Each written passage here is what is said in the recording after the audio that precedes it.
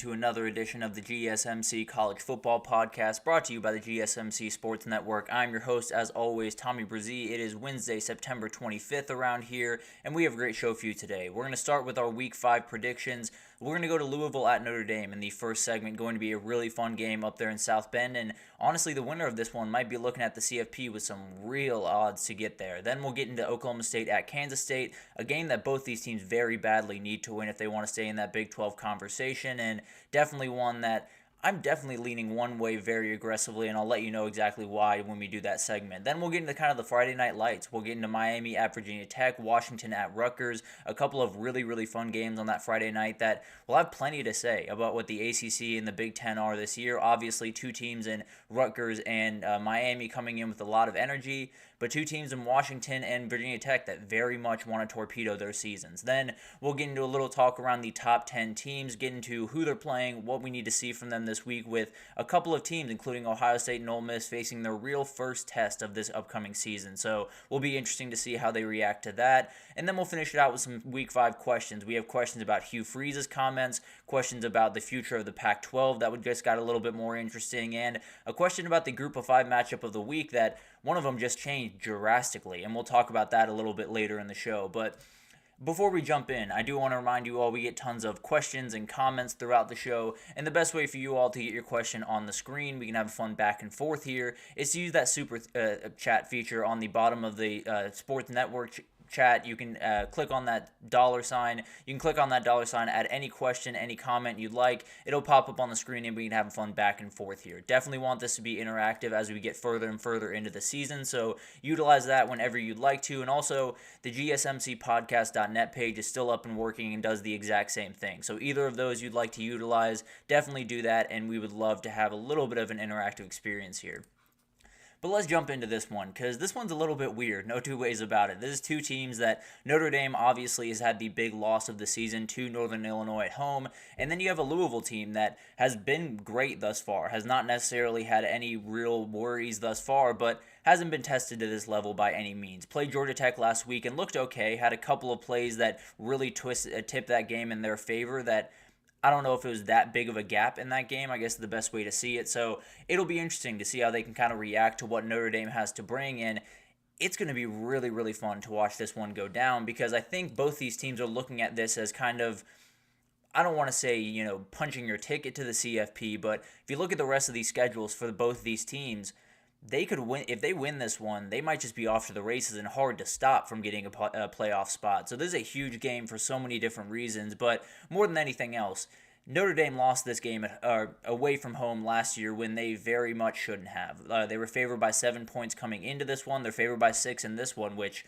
feels a little bit crazy to me, but we'll talk about that throughout this one. I think there's a number of things going into this game, but Notre Dame's got to have that sour taste in their mouth from last year, and they definitely want to get right this year. But let's get to some players to watch, and I think we got to start with Chris Mitchell. He has not been nearly the factor that he needs to be for this Notre Dame offense, and it's not to say he has to be an absolute game breaker on Saturday, but the reality is Louisville knows who you are. They know what you're going to do, and they have a very, very good defensive front at stopping the run. So what are you going to do to counter it? How are you going to be able to possibly counter this? And we'll talk about another way they can do that here in a second. But Chris Mitchell is such a special player that they just haven't really tapped into all of that potential quite yet. And I think he can definitely do it in this game and then be off running the rest of the season. But you got to get him involved early just to keep this Louisville defense a little bit more honest against the pass.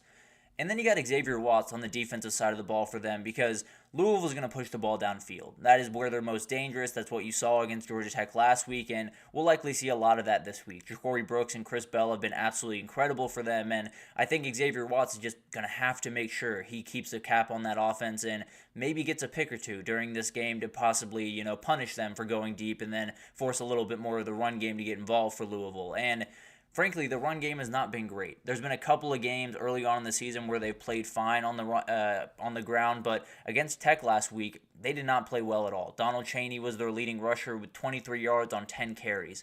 That cannot happen this weekend. They cannot play a defense that is that good on the other side of the field and not be able to run the ball at all, because there's no earthly way you're going to be able to compete with that back end if you cannot bring them up into the box just a little bit. So it doesn't have to be special, but Donald Chaney, all of these incredible guys, Isaac Brown, all of these guys, they have a lot of running backs that they can throw at you. You got to find a run game with one of them, and you got to be able to at least get your feet under you, and Donald Chaney has a little bit more experience than the rest of these guys. And then Trammell Logan is the guy I want to talk about. We talked about him last week when we got into the Georgia Tech game, and frankly, he's going to face a very similar attack this week. He was incredible last week, and Riley Leonard is going to try to make him bite on that running back or try to get around him and get for 20 yards with his legs. If he can keep that under control, it's going to be really hard for Notre Dame to get anything going offensively, because I think we all know how poor that passing offense is right now. So Trammell Logan can totally change this game. He's a guy that if he makes those couple of tackles, maybe in the third quarter, in the fourth quarter, that could be the difference between them winning and losing this one. And let's get to how Louisville can win this one. And I think more than anything, you got to find the run game. We talked about what Donald Chaney had a week ago, 23 yards, 10 carries. Isaac Brown, the really talented freshman, only got 3 carries last week. There has to be more involvement from these running backs. And I'm not necessarily saying they're going to push around Notre Dame by any means, but if you're going to be wanting to push the ball downfield, you're not going to be able to do that against or Xavier Watts, against Benjamin Morrison, against all of these elite players on the back end for Notre Dame, if you can't get that run game going, if you can't pull those linebackers and those safeties down just a little bit, and then maybe you can hit those 1 or 2 big plays, which is the second key here. I think when you talk about Louisville, that's what they're going to do. They're going to attack you deep, and they're going to try to stretch the field, and Notre Dame is not an explosive offense. So let's say Louisville can come out in this one and score right away. They score a 60-yard touchdown on the first drive or what have you. Notre Dame might not be able to get back up. And the goal is for Louisville is just keep your neck out in front, make Notre Dame earn everything on offense, and bet that they can't keep up with you. You're not necessarily going to beat this Notre Dame offense every which way from Tuesday. You're not going to be able to roll down the field and just essentially roll in for a touchdown every single time.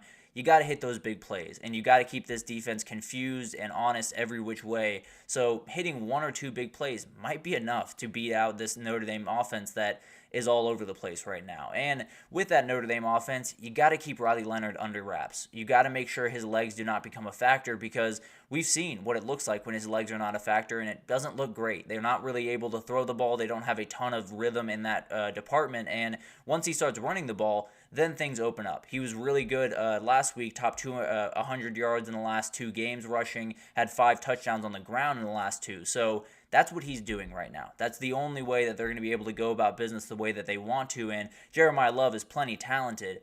You're going to need this guy to be a runner if you're Notre Dame to win this game. So if you're Louisville, stopping him will definitely give you a huge leg up and make it just so much easier to handle this offense.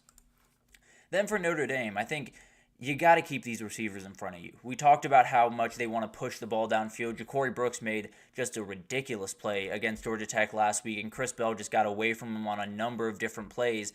They will cause problems for you if you give them openings. They will absolutely make you pay, and they will change this game in a hurry if you give them any openings. So Benjamin Morrison, Xavier Watts, all of these guys on that back end need to be ready for this, and they need to make sure that whatever they complete, whatever pass they complete is in front of you. I'm not necessarily saying that's an end-all, be-all. You're going to be successful if that's the case, but you definitely won't give up that big-time one. Notre Dame is fully ready for a rock fight. They're more than happy to get into one.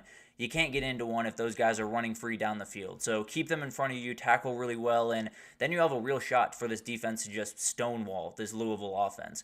You got to get Mitchell Evans involved as well. You just have to get this guy more involved in the offense. He has 7 catches, 68 yards on the season.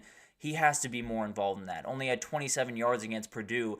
He is one of the biggest players on this team. He's one of the most talented tight ends in the entire country, and he's one of those guys that can totally change the complexion of a game, of your season, in an afternoon. And I think when you talk about a team, especially like Louisville, that is so good at stopping the run, keeping some of those linebackers honest, keeping some of those safeties out of the run game is hugely important, and Mitchell Evans is going to be the guy to do it. Not to mention he's an absolute mismatch on pretty much everyone he lines up against. So find him. At some point, line something up where you get Mitchell Evans the ball, a la what the Eagles did with Dallas Goedert this last weekend. Would love to see that on the field for Notre Dame this weekend, and I think it would be a huge thing for them to possibly get this win. And then come out of the gate swinging. I think your fan base is nervous nervous about this game. I don't think there's any two ways about that. They saw what happened at Northern Illinois. They saw what happened last week against Miami of Ohio. So they know this team is walking a thin line. They know that this team could fall off that at any point, and they know this is a game where it could very well happen because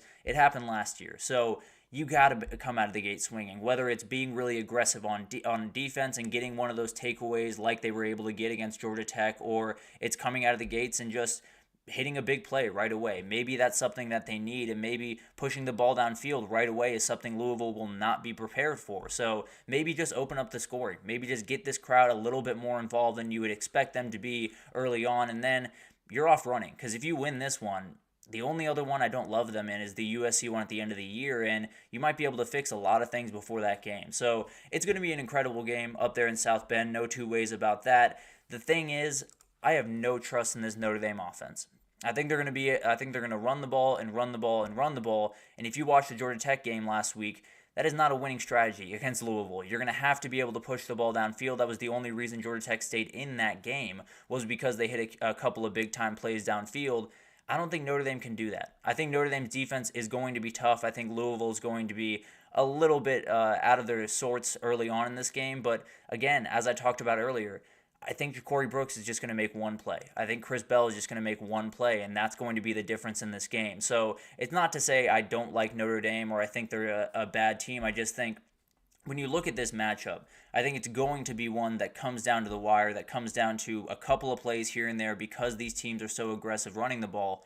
Louisville can make those one or two plays. I'm not sure Notre Dame can in the passing game. So I'll lean Louisville for the time being. This is one that I am very worried about. I think it could go either direction. I think Notre Dame definitely has their back up against the wall right now, so definitely one that they very much want to get. And I think on the Louisville side, you win this one, you're very much off to the races. You have Miami and Clemson coming up, but you could lose those two and still be very much in the CFP conversation. So a huge one for both those teams, and cannot wait to see it go down in South Bend. But we'll break that down once it goes final next week. But let's take our first break here. And when we come back, we're going to talk about a big-time Big 12 matchup this upcoming weekend. Oklahoma State heads up to Manhattan to play Kansas State in a game that both these teams badly need. And we'll break it down right after this, so stick with us. I feel like I'm losing my mind. Is everybody in the world blind? Please, Lord, give me a sign, a sign. I feel like I'm losing my mind. Is everybody in the world blind? Please, Lord, give me a sign, a sign. I wanna be the greatest. Everybody on the fake shit. I look around and feel like everybody is the fakest. I make this every day and I'm impatient, hoping one day I blow up from the basement. Statement, the top is so vacant. I don't hear shit that I think is amazing. Waiting for my day when I'm playing sold out shows for 1,000 faces. Hey, give me that crown, get in my way and to be put down. It ain't your place, all this my town. If I want that shit, then I'll get it right now. I'm losing it, the noose it fits. I'm losing shit, a stupid myth. You choose to live or choose to dip. You choose to fight or lose your grip and lose a gift. I feel like I'm losing my mind. Is everybody in the world blind? Please, Lord, give me a sign, a sign. I feel like I'm losing my mind. Is everybody in the world blind? Alrighty, welcome back everyone. We just broke down that big time game up there in South Bend. Louisville heads up to Notre Dame to play one that could just set up these teams for a big time CFP run, but obviously we will deal with that in time. Let's get into this game over there in the Big 12 because it's as important as any game in this week for really any conference. I know that Georgia-Alabama game is huge. If either of these teams lose this game, I can pretty confidently say they are not in the Big 12 title.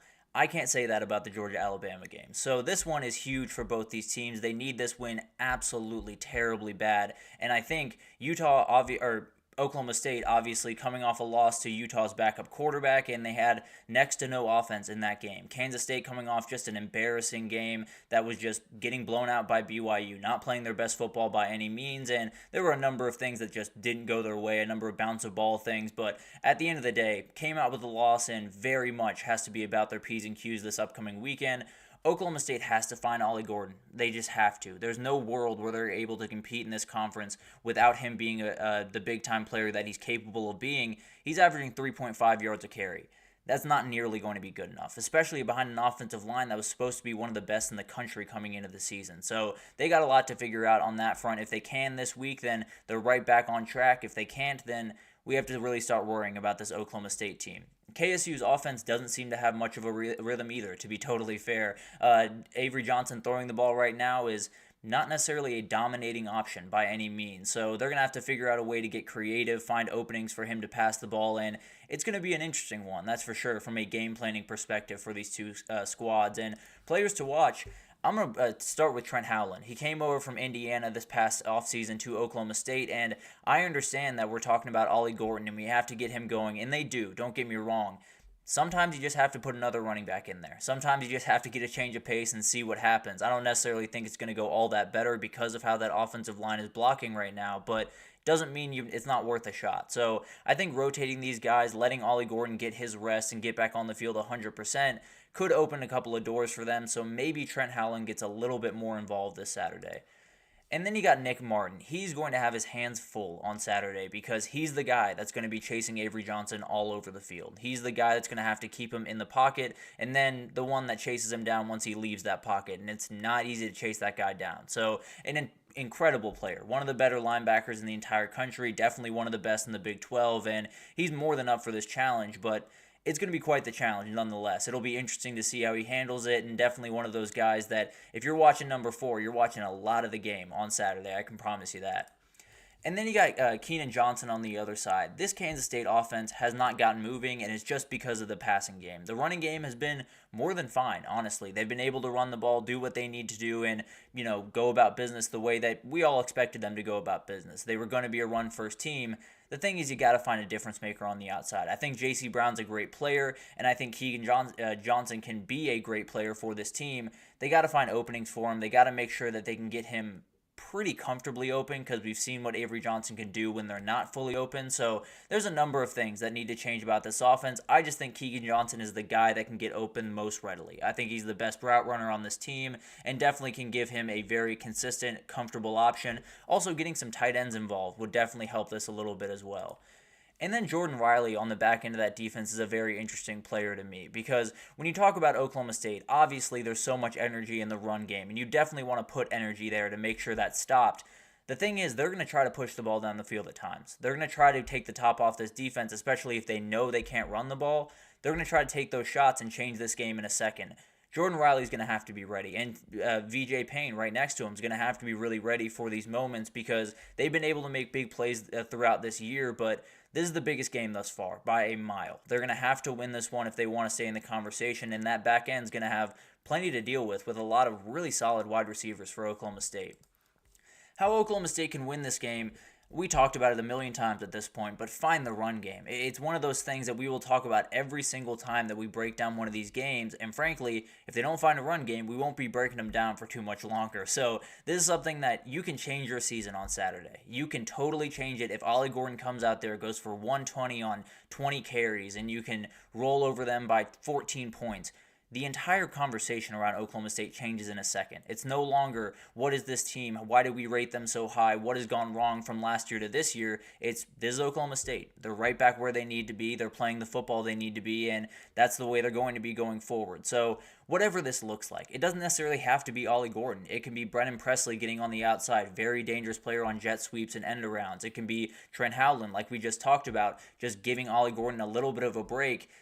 And maybe you break out a little bit of an Alan Bowman package. Who knows? Maybe they have a backup quarterback over there that can run the ball a little bit better, but you have to find something. You have to be able to keep this Kansas State defense honest because they got safeties back there that will make you pay. I absolutely promise you that. And then they got Jacob Harris and Keenan Garbers back there. So you have to find a run game. If you don't, you're not going to win this game. You're going to turn over the ball quite a few times while trying to do it.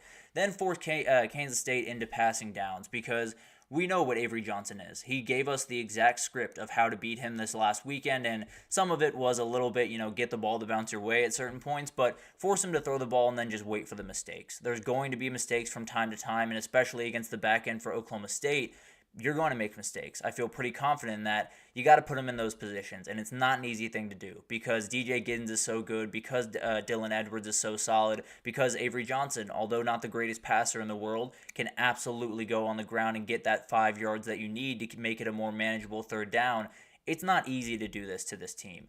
But if you can, at least a couple of times, you're going to get a mistake. You're going to get some type of misstep. You're going to get some type of mistake that is going to open a huge door for you. So this is really what this game comes down to, is just kind of forcing a couple of these players into a couple of mistakes and then taking full advantage, like is the third key to this, because Oklahoma State has turned 17 red zone drives into 11 touchdowns.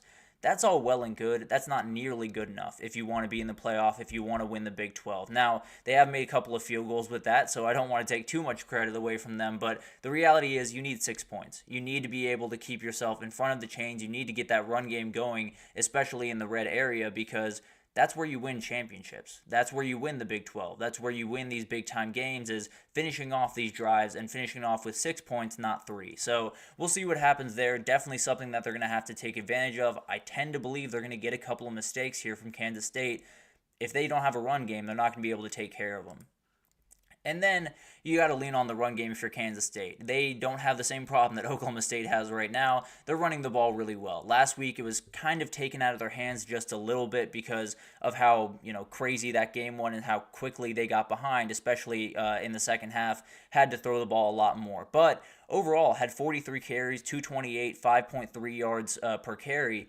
They did plenty running the ball last week. The thing is, when you're down 20 points going into halftime, you don't have a lot of time to make up that. So the running game can be as good as it's going to be. Doesn't necessarily change the outcome. So definitely going to be something to watch. They have to make sure they get that run game going. And frankly, I think Avery Johnson is capable of executing this offense at a very, very high level.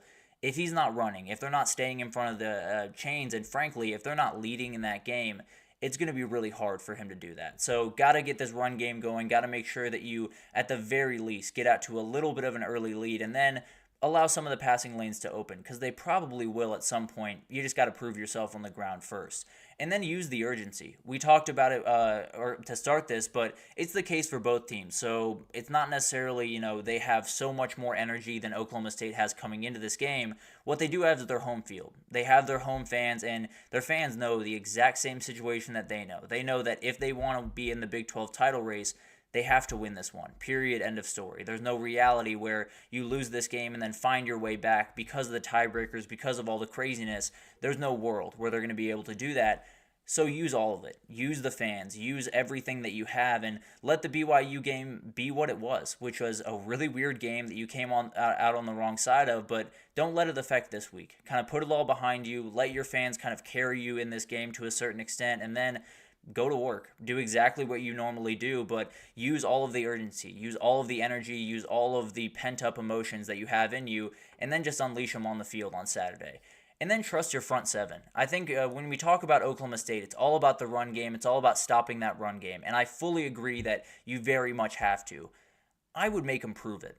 I would make them prove that they can block that defensive line. I would make them prove that they can stop or they can run the ball just against my front seven or just against my front six or front five. I want them to prove that they can run the ball before I drop a ton of guys in the box, because the reality is if you can stop those guys with 5 guys up front, you're going to tear them to pieces on the back end. Alan Bowman's going to make a number of mistakes, and you're going to be able to take them the other way for maybe 6 points. So the reality is this run game has not been good. It's given me very little reason to sit here and say this is going to be an elite run game in time. They just have to get their feet moving, because everyone returned from a year ago. It's not like there was a ton of difference from a year ago over there at Oklahoma State. They returned every offensive lineman. They returned their quarterback. They returned Ollie Gordon.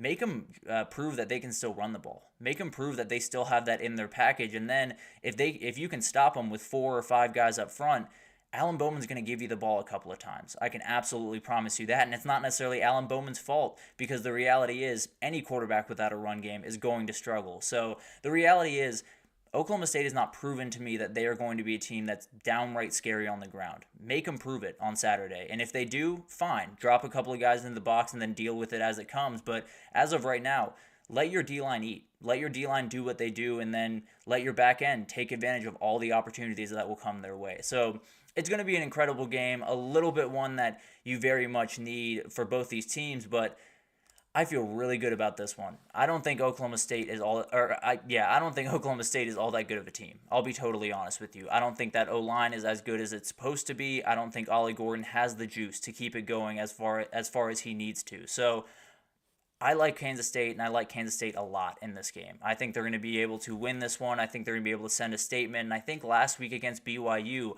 although it didn't look great by any means in that box score, there were a couple of plays in that game that just totally changed it in an instant and made Kansas State's game plan go totally out the window. So I still think this Kansas State team is very much capable, and I think they'll prove it this weekend. So Oklahoma State will take a big-time hit, and I don't know if they'll get back up from it. If you cannot have a run game in the Big 12, you're not going to be successful. That's the end-all, be-all in that conference, and Oklahoma State has negative run game right now. So it'll be a fascinating game to watch. Obviously, will be one that we will talk about throughout the season as we get closer to that Big 12 title, but I do think Kansas State gets it done, keeps their hopes alive to make that Big 12 title and possibly the CFP, but it's going to be an interesting one, that is for sure. The game plans will be fascinating to watch unfold. But let's take our second break here. When we come back, we're going to get into the Friday Night Lights games. We'll get into Miami at Virginia Tech, as well as Washington heading over to Rutgers. Two games that maybe are a little bit more under the radar as of right now, but could be very much on the radar in a hurry on Saturday. So we'll break it down right after this, so stick with us. Looking for your daily fix of sports talk without having to pay for it? GSMC Sports Network is available on YouTube. Just search GSMC Sports Network. Get your fix of daily sports talk shows on YouTube, absolutely free. NFL, college football, NBA, MLB, MMA, UFC, fantasy football, and so much more. GSMC Sports Network has shows running all day long, with new sports shows starting every 2 hours. Just like on your favorite cable sports channel, except GSMC Sports Network is absolutely free. Just search GSMC Sports Network on YouTube to catch one of your new favorite shows, like the GSMC College Football Podcast, Chip Shot Football Podcast, Hoops and Heels Women's Sports Podcast, GSMC Basketball Podcast, and so many more. Check it out for yourself. GSMC Sports Network, now available on YouTube absolutely free. Search GSMC Sports Network on YouTube right now.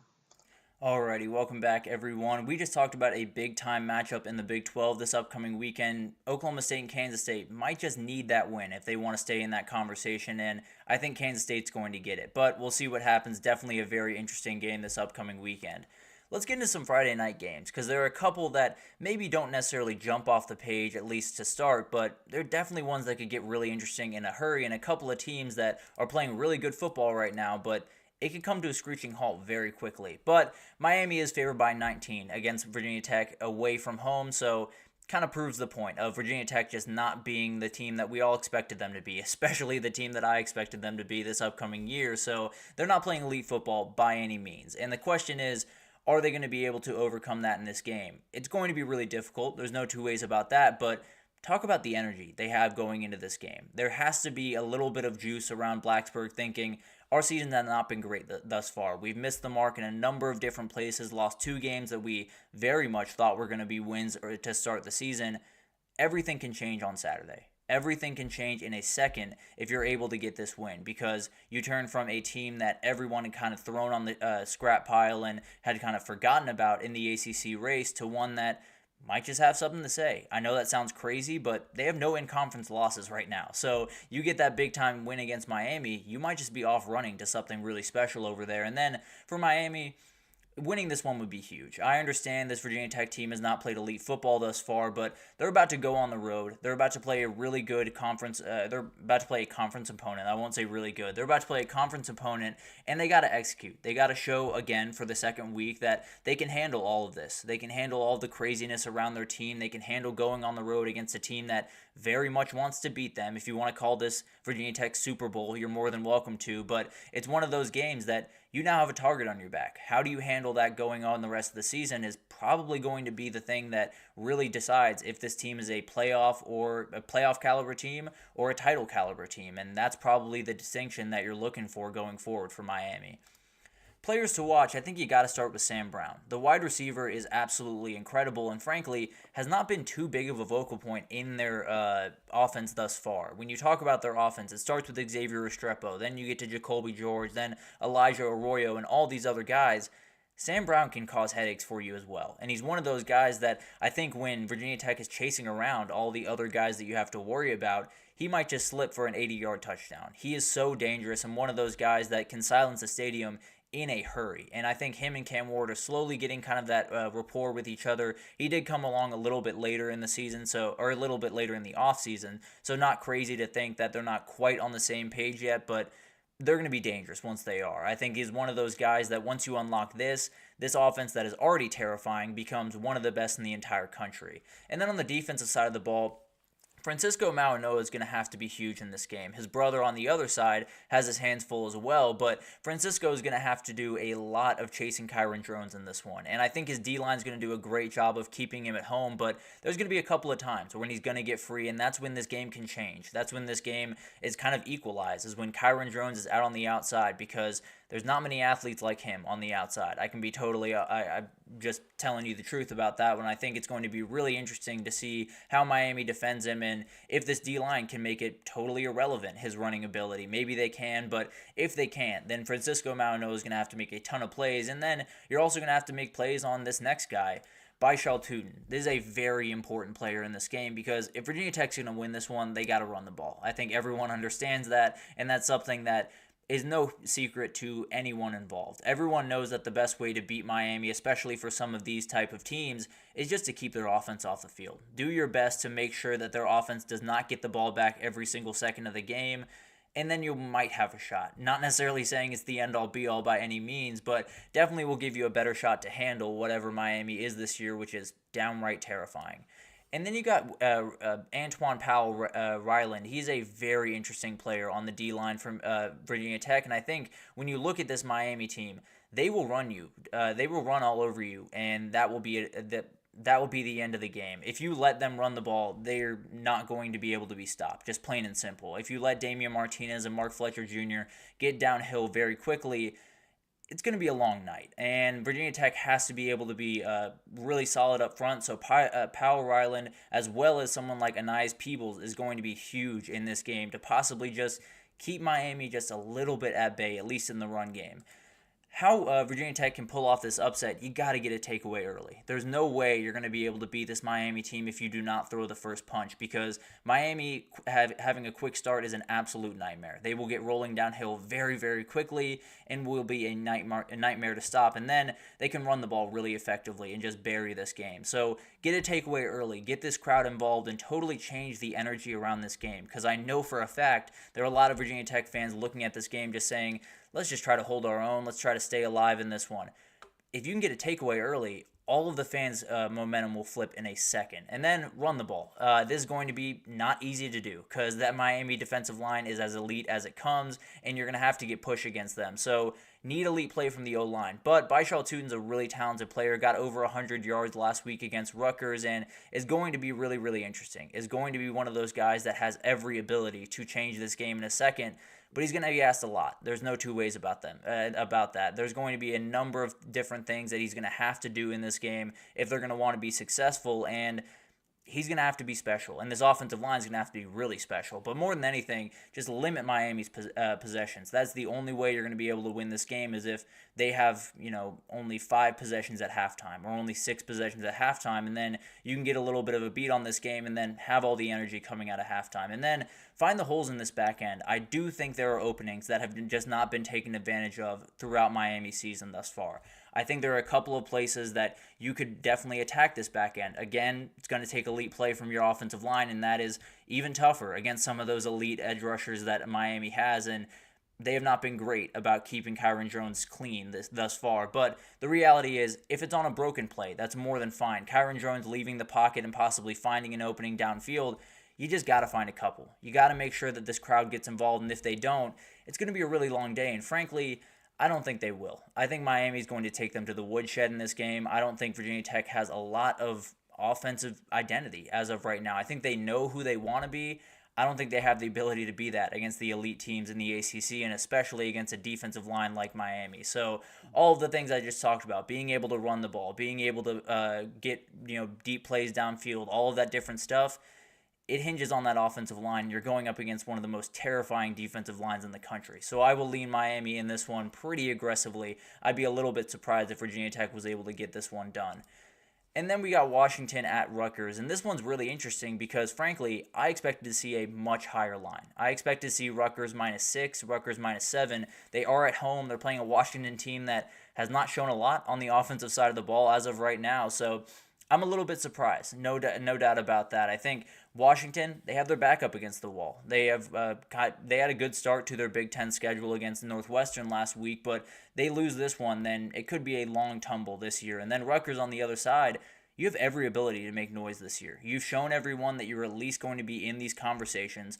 Now it's about executing at the biggest level. And I know Washington is not necessarily the best team in the world, but this is a big-time game for them. This is a game that could set them off and keep them running. And frankly, these are the type of games that these great teams that start really fast early on, that are playing really great football, end up losing, and then you ask questions of how that happened. And it's just because maybe they weren't fully ready for that moment. So there's a number of different things that go into this game, but I think for Rutgers, it's just about confirming who you are, confirming that you are this team, that you have gotten better from a year ago, and that you're going to be able to compete with, at the very least, you're going to be able to beat the teams at the bottom of the Big Ten, and then you'll see what happens down the road against the big dogs. In terms of players to watch, Samuel Brown, the fifth, was incredible last week against Virginia Tech. Was their leading rusher, actually not their leading rusher, but had multiple touchdowns in that game and was a huge player for them. And I think when you talk about this Rutgers team, it's all about Kyle Monangai, and it very much should be. He's a really, really dangerous player, but I think when you face a team like this, a team like Washington that frankly does have some dudes up front that can really play well against the run, you're going to have to throw guys at him. You're going to have to throw a couple of different guys at him, and Rutgers has plenty of those guys. So I'm excited to see what Sam Brown can do this week. They could just develop into one of the best running back duos in the country. And then you got Shaquan Loyal. He's on the back end of that defense as a DB, and I think this is a player that's just really, really dangerous. I think he can do so many things on that back end of that defense. And then you look at this Washington offense, they're going to have to be able to push the ball downfield. They're going to have to be able to get something going, and you know Jed Fish is going to try to do that at certain moments in this game. That's when you get a big-time takeaway. That's when you kind of bury this team and take all of the momentum out of their hands. They're going to try to run the ball. Don't get me wrong. That's likely where Washington's going to start this game, but there's going to be openings. Sometime in this game, there's going to be a chance for Shaquan Loyal or anyone else on that team to make a big-time play on that back end, and I think they might just be able to do it. But I do think Loyal might be the guy to watch to make that happen. And then you got Jonah Coleman on the other side. This is a very important player in this game because Rutgers is going to try to run the ball. I would suggest that Washington follows suit because the way this game is going to work out in their favor is just slow it down, keep as few possessions as possible, and then let a couple of plays make the entire difference in this game. So we'll see what happens there. I think Jonah Coleman's more than capable of making that happen, but you got to make sure you give him some running lanes and then make sure you can handle this Rutgers run defense. And then you got Alfonso Tuputala, a very talented linebacker for Washington. He's going to be next to Carson Bruner, and we'll talk about them here in a second, but they got to be able to stop this run. If they can stop those two running backs, if they can keep them under wraps, then they have a really good shot to win this game. That is what Rutgers wants to do, and Ethan Kaliak-Manis hasn't necessarily had his feet put to the fire quite yet. So these linebackers are going to be huge in this game, and that brings me to my how they can pull this upset, how they can get this done, and the biggest one is throw the first punch. You're in another person's building. They are going to be a little bit worried about this game. Not necessarily to say that Rutgers shouldn't be favored, they shouldn't be a team that you very much like in this game. It's just to say they very much are going to be one that is walking in just a little uneasy on Saturday, and you can make them very uneasy in a hurry if you can score on that first drive. It has not been easy for them. In their first 4 games, they have 0 first drive touchdowns. In their last 3 games, they've had 9 plays for 5 yards on their first drives. They have to do better than that. They have to be able to stay in front of the sticks. They have to be able to get out to a lead and then force Rutgers' hand a little bit, which is make Ethan Kaliak-Manis beat you. This run game will beat you. There's no two ways about that. There's no debating that. There's no questions about that. They will beat you if you give them the opportunity. Ethan Kaliak-Manis hasn't necessarily been tested to the same degree. He's not in a position where you can say confidently that regardless of what happens on Saturday, he's going to be able to handle it and we'll get through it no problem.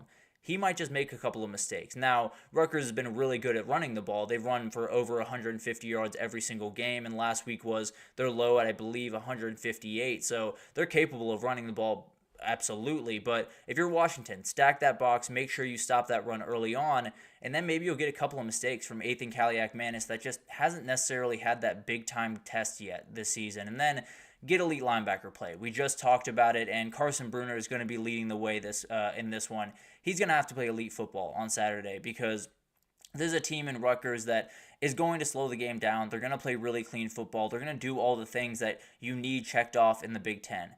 Washington has to be able to counter that. They have to be able to match them in the hole, and they have to be able to not only tackle these running backs, but maybe push them back a little bit. Maybe get them, make this so a run offense just cannot get going for Rutgers. And then at the end of the half, at the end of the third quarter, you look up and you're only down 3 points, and Ethan Kaliak-Manis is the one that has to make all the plays down the stretch. So I think you're in a really good spot if you can stop Kyle Monangai and Samuel Brown. The thing is, I don't think they're going to be capable of doing it. I think this game is going to be a little bit gross early on. I think it's going to be kind of hard for these offenses to really get moving, and then it'll open up late. I think Rutgers just has a little bit more depth. I love their running backs, and I think they're going to be able to do the things they need to late in this game to get this 10-point win, but it's going to be a really fun one that could set Rutgers up for a ton of success this year, or let Washington fans know that they're not really going anywhere in the Big Ten, start 2-0 and feel really good about themselves as they head throughout the rest of the way. So it's going to be a couple of really fun games on Friday. I think both these games, obviously you're leaning one direction pretty aggressively over the other. I feel pretty confident about Rutgers and Miami getting these wins. The thing is, it could change in a hurry. They're going on the Miami's going on the road to play that game. If that crowd gets involved, things change very, very quickly. And then for Washington, if you stop that Rutgers running attack, there's not much else they got to throw at you. So it's going to be really interesting to watch those games. Could change up those conference races quite a bit. But let's take our third break here, and when we come back, we're going to get into the top 10 teams. Who are they playing? What do we need to see from them this week? Because there are a couple that are facing their first test of the season. So we'll break it down right after this, so stick with us.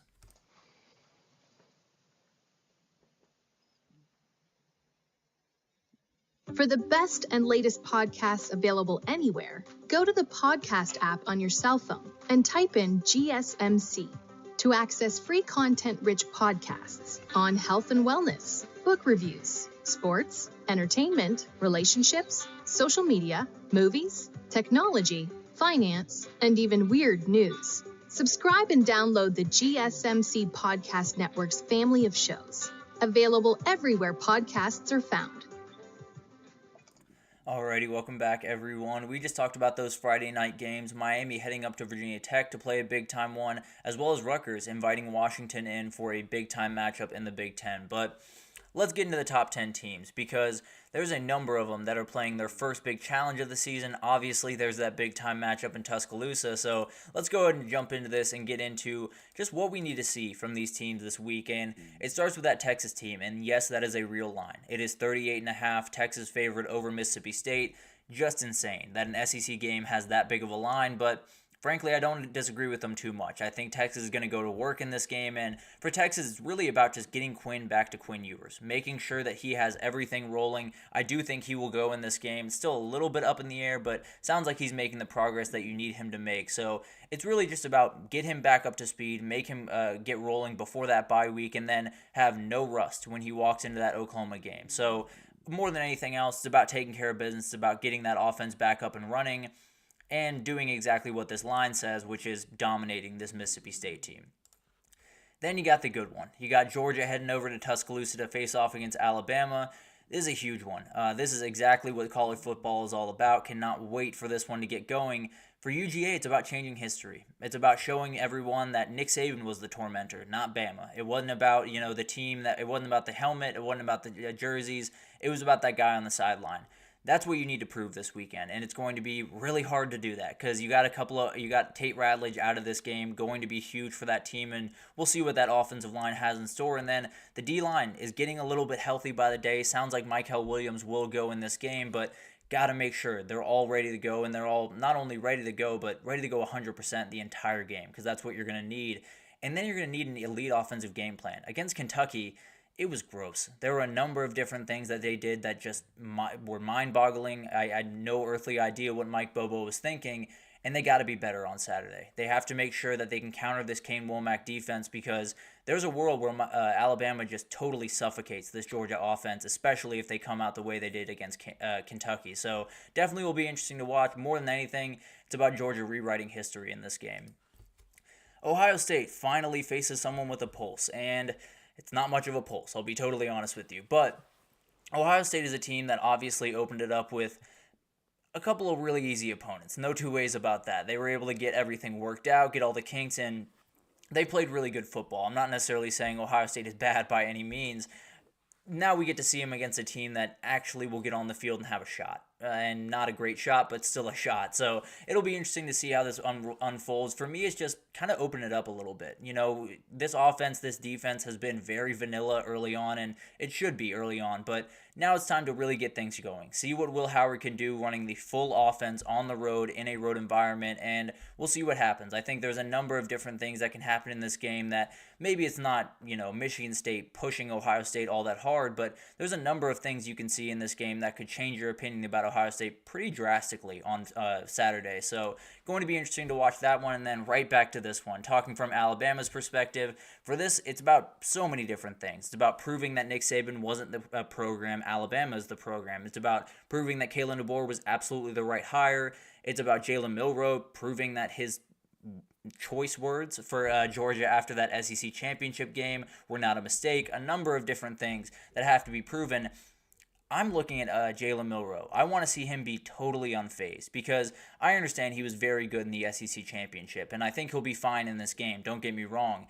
It is a new system. It is a lot of different things, a lot of moving parts against a defense that is going to create problems for you. So I just want to see him be unfazed, be very comfortable, be very confident, and go about business the way he has the first couple of weeks. So it's one of those things that you still want to see a little bit more from Jalen Milroe. He's given us plenty, don't get me wrong, but there's definitely moments that you have a chance to take that next step forward. This is one of those moments. Then the other is the back end. I think there's been a number of places where they could have been challenged, but weren't necessarily playing a team that could challenge them all that much. And now you got Carson Beck back there, and he absolutely is going to be able to tear you apart if you give him those openings. So we'll see what happens, and if that back end can stay really in tight, stay in tune, and absolutely play good football, there's really no chance that Georgia's going to be able to get it going in this game because of how good that front seven is. And frankly, because of how badly Georgia's been able to run the ball early on. And then you got Ole Miss. Ole Miss is inviting Kentucky into Oxford this weekend, and they're favored by 17.5, so it's going to be a little bit of a gross game. No two ways about that, but Ole Miss finally plays someone with the pulse like Ohio State. So at the very least, we get to see a little bit from this team. And I think more than anything, we know Kentucky's defense is going to be good. We know they're going to create problems for people, and we know it's going to be really hard to run the ball. Ole Miss is finally going to have to throw a counterpunch. They're finally going to have to go a little bit off script in that offensive game plan, and we'll see what happens. I think they'll be more than fine, if I'm being totally honest with you, but there are moments that could be a little bit clunky. I think a lot of people felt great about what Georgia did, and frankly, they felt great about Georgia going into that game, and then they didn't execute. So it's going to be really interesting to watch that, and I think Ole Miss has the guys, but on defense, it's about doing what Georgia did. Do exactly what Georgia did, because the reality is these are the places that you prove that you can compete with those teams. Obviously, you will play Georgia down the road, but show that you're right on that same plane with them, especially defensively, because that's been the big gap in the past couple of years. And then you got Miami. We talked about this game a little bit already, so I won't waste too much time here, but they're minus 19. For Miami, I think it's really just about withstanding this test, showing that, when you walk into that stadium every single time the rest of the year, it is their Super Bowl. Let's just be totally honest. Everyone hates Miami down there. Everyone wants to beat the Hurricanes. There is no two ways about that. Handle that. enjoy that to a certain extent. And I think Cam Ward kind of does, if I'm being totally honest. But this is one of those areas where you change from a ACC contender to a title contender. When you go into a hostile environment up there in Blacksburg and take care of business with no doubt, then you really get people's attention. They did it last week against South Florida. If they can do it again this week, I feel really good about where Miami is going forward. And then you got Oregon. They're going on the road at UCLA, coming off a really, really great game against Oregon State. And frankly, I think this is a perfect game for them. They're favored by 24 in this game. UCLA is not a team that's really going to cause too much danger for you. So you can keep the good times rolling. Do all of the things that you did in that Oklahoma State game. Let that O-line go to work and absolutely get a little bit better. Let that run game follow that and be really incredible as well. Create a couple explosive plays. Do all of the things you did in the Oklahoma State game and continue doing them for the next couple of weeks, because you got a big one coming up on the October 12th, and we'll see what happens there. But as of right now, it's about just continuing all of the great things they did against Oklahoma State and proving they are the team that we thought they would be during this season. And then you got Penn State inviting Illinois into town. We will break this game down tomorrow, so no worries about that. But another one that is a very lopsided line, 18.5 towards Penn State, and this is one that it's going to get really real for Penn State in a hurry, because I understand they've been really good thus far. They've handled business. They've done everything that you wanted to do. The offense looks a lot better than it was before. This is an Illinois team that's going to come in with their hair on fire. They're going to come in knowing this is a game that can totally change their season, that can make them not only a team that's really fun to watch, but a team that can contend for a Big Ten title. They want to win this game about as badly as any other one on their schedule, and I think they have the ability to do it. I don't necessarily think they're going to a certain extent, but we'll see what happens with my pick. Maybe I flip things later on, but the reality is this is a team that can show that they're a title contender. Kind of the same thing as Miami, although I think they have a stiffer challenge here in Illinois than Miami has, but prove everyone right. Prove what we saw in the first couple of weeks right, and say we're going to go out there, execute at a really high level on offense, and then go to work on defense. Be dominating. I am worried about that defense, so that's the number one thing that I'm going to watch is how do they handle a Illinois offense that has been really, really good thus far and really on time against a defense that might just have a couple of holes that they need to patch up. So a huge game for them. Just prove everyone right of what we saw the first couple of weeks. And then you got Utah. They're inviting in Arizona this upcoming weekend. No real news on Cam Rising. Obviously, it will change the game whether or not you have him in the game or not.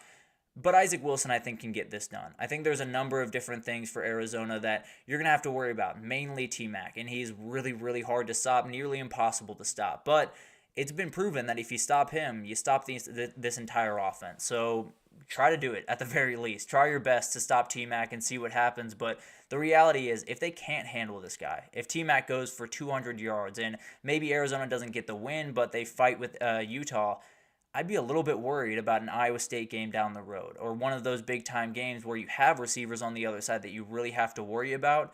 Maybe Utah's not up for the challenge. Now, frankly, I think they very much are, and we'll see what happens on Saturday, but it's one of those things that it's just about continuing what you did last week, whether it's Isaac Wilson or Cam Rising back there. Have your defense be absolutely suffocating and let them carry you to another win here. It's going to be a crazy week. For those top 10 teams, there are a couple that are facing big-time challenges for the first time in their season. There's obviously those two that are facing off in Tuscaloosa. That's going to be the biggest game of the week, and I absolutely will break it down tomorrow. No worries about that. But let's take our last break here. Let's take our last break here, and when we come back, we're going to talk about all the questions I have going into Week 5. We'll get into Hugh Freeze's comments. We'll get into the future of the Pac-12. We'll also get into what's happening at UNLV, which is very, very interesting. So we'll break it down right after this, so stick with us.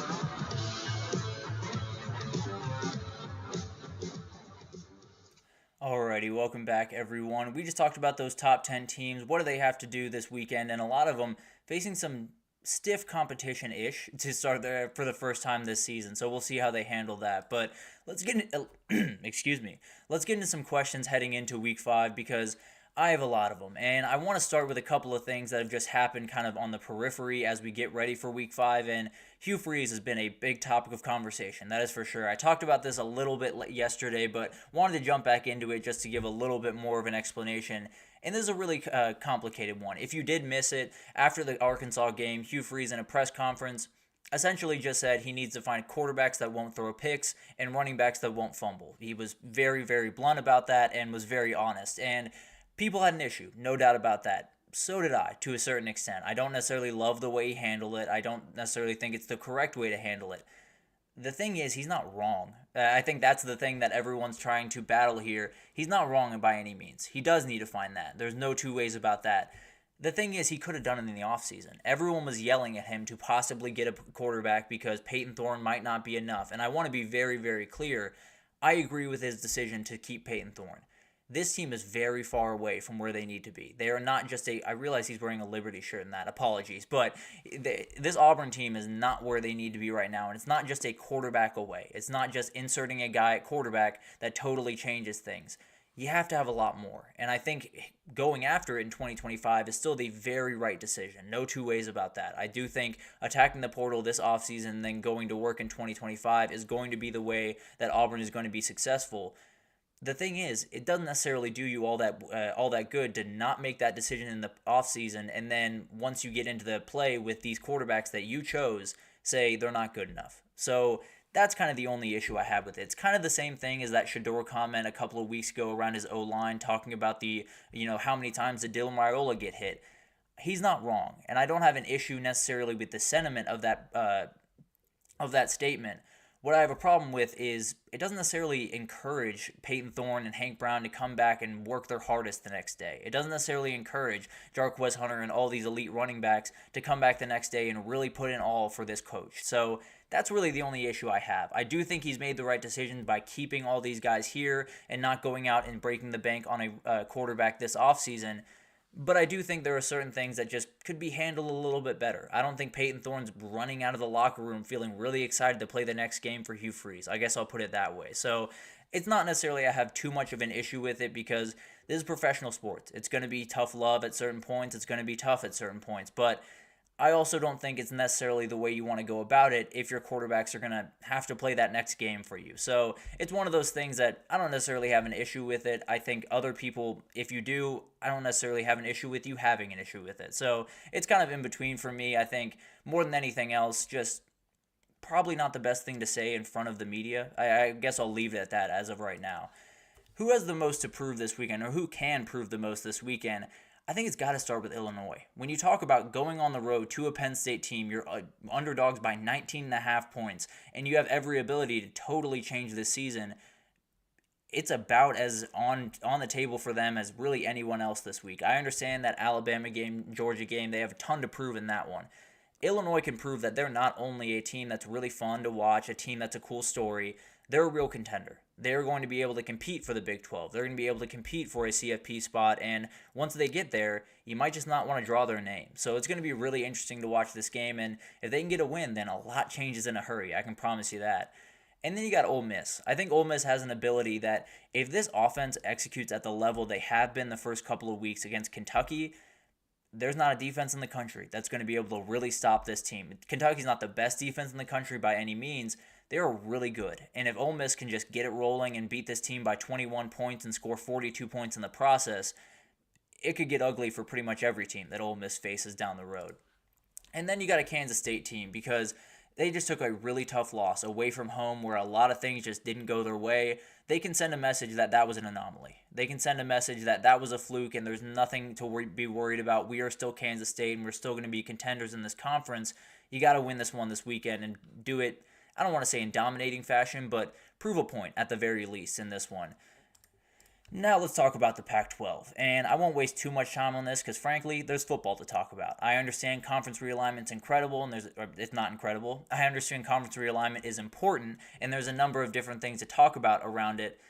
when there's football on, there's plenty of time to talk about conference realignment. I'll just leave it at that right now. But the Pac-12 did have some very interesting news. UTSA, Memphis, USF, and Tulane are not going to join that conference. They have made that very clear. They released a statement yesterday. They are not interested in going to the Pac-12. The other part of this is Utah State will be joining the Pac-12. It sounds like they will join all the other states that are going over from the Mountain West to make it a 7-team league. Now they're looking for other teams, and we'll see what happens there. But it sounds like UConn could be an option as a football-only addition, which would be downright weird, but I suppose you can do that if you'd like. And then possibly UNLV, Nevada, and San Jose State are the other teams to watch in the next little bit. I tend to believe you will see UNLV, Nevada, and probably San Jose State join that conference here pretty soon. So we'll see what happens with UConn. Definitely one to watch, but those other three I feel pretty confident about. And then you got to figure out what the future is for the Mountain West and really what the future is for the Pac-12. And frankly, it's pretty much the Mountain West with a different logo. I've been trying to figure out why they didn't merge. I've been trying to figure out what the idea of not just merging with the Mountain West, combining your resources, getting together, and creating an elite Group of 5 conference.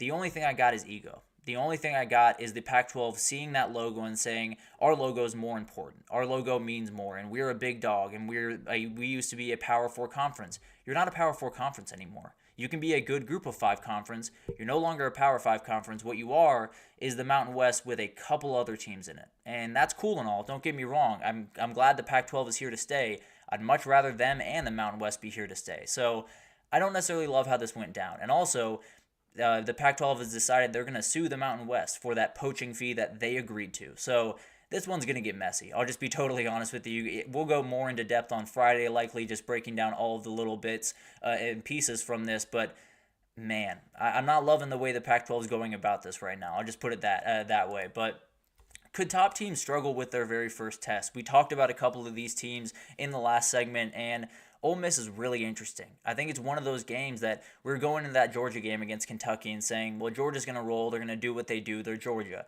And Kentucky caused a lot of problems. And now Georgia helped them out quite a bit in that game. And Ole Miss obviously does have an advantage having seen that game before they go play this team. But this one's dangerous. It's one of those games that you could look up in the third quarter, in the fourth quarter, and you see Ole Miss trailing by 7.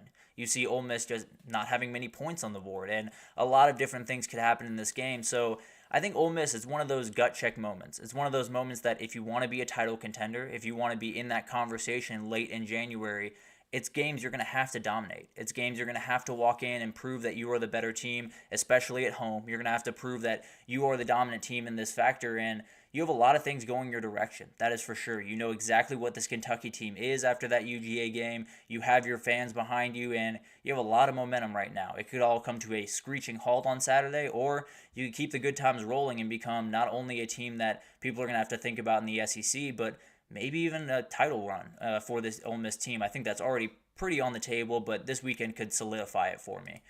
And then you got Ohio State. This is an interesting one as well. I don't think Michigan State is quite as good as Kentucky by any means, but I do think this one is interesting because Aiden Childs is on the other sideline. This is the place where you'd see a couple of those little holes start to form in the Ohio State defense. I don't think they're going to be massive, and I don't think Michigan State's going to score a lot of points in this game.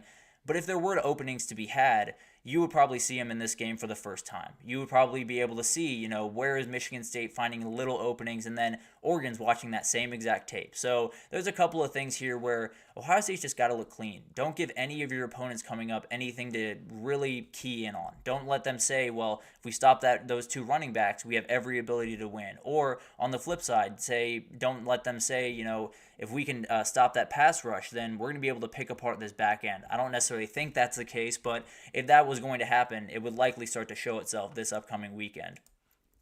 How big is this UGA-Alabama matchup? And I can't express how much I love this game enough.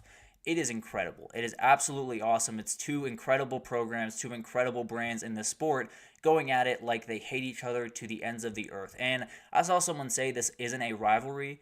It absolutely is, because rivalries in college football are about more than what happens on the field. This is about way more than what happens on the field on Saturday. It's about people that live right next to each other, putting up their Georgia, putting up their Alabama flag, and going at each other for a Saturday. It's going to be incredible to watch this one go down, and it's going to be tense moments across the states of Alabama and Georgia for about 3.5 hours on Saturday night. But Georgia's lost 8 of the last 9 against Alabama, and they did get that one big-time win in that championship game in 2022, but Kirby is 1-5 against the Tide. He needs to get this win, and I understand Nick Saban's out the door.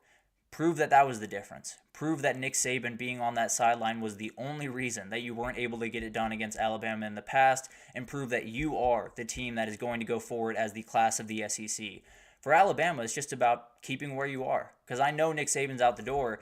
They won the SEC title a year ago, which means they are the team that is the team to beat in the conference as of right this second. Georgia can change that in a hurry on Saturday, don't get me wrong, but Alabama can kick Georgia off the pedestal and prove they are still Alabama. Prove that this is still their conference, that everything in the SEC still runs through Tuscaloosa, Alabama, and it's going to be really awesome. It's exactly what college football is about. It's everything that is right about college football is going to happen on that field on Saturday. You have 2 incredible coaches, one offensive, one defensive. You have 2 incredible teams that are going to attack you in totally different ways. You have a quarterback that's given Georgia just a little bit of chum in the water before this game.